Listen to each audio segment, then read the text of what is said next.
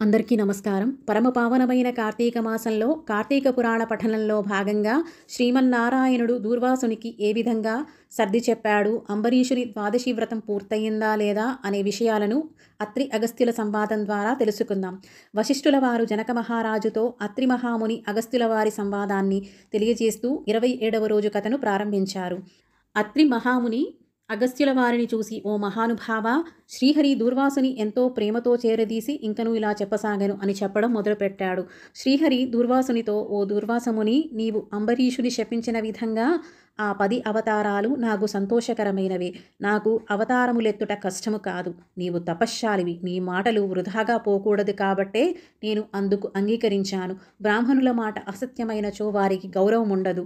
ఇటు భక్తులను కాపాడుట, అటు బ్రాహ్మణులను గౌరవించుట నేను ఏకకాలంలో చేయవలసి ఉంటుంది. అది నా కర్తవ్యం. విష్ణువు దూర్వాసునితో, ఓ మహర్షి, నీవు అంబరీషుని ఇంట భోజనం చెయ్యకుండా ఇలా వచ్చేసినందుకు అతడు చింతాక్రాంతుడై బ్రాహ్మణుణ్ణి అవమానించానన్న బాధతో ప్రాయోపవేశ్యం చేయదలిచాడు. అందుచేతనే నా విష్ణు చక్రం నిన్ను బాధిస్తోంది. ప్రజారక్షణమే రాజధర్మం కానీ ప్రజాపీడనం కాదు. ఒక బ్రాహ్మణుడు దుష్టుడైనచో అతనిని జ్ఞానుడైన మరొక బ్రాహ్మణుడే శిక్షింపవలెను. ఒక విప్రుడు పాపి అయిన మరొక విప్రుడే దండింపవలెను.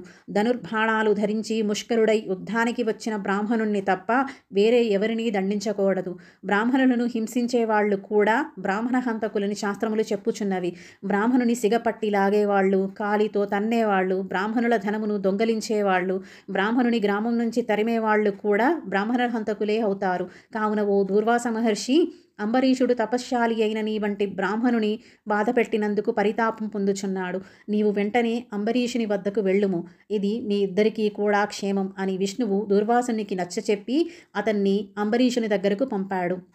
ఇక్కడి వరకు జరిగిన అత్రి అగస్త్య మహామునుల సంవాదాన్ని గురించి చెప్పి వశిష్ఠుల వారు 27వ రోజు కథను ముగించారు. ఇది స్కాందపురాణే కార్తీక మహాత్మ్యే 27వ అధ్యాయః సమాప్తః.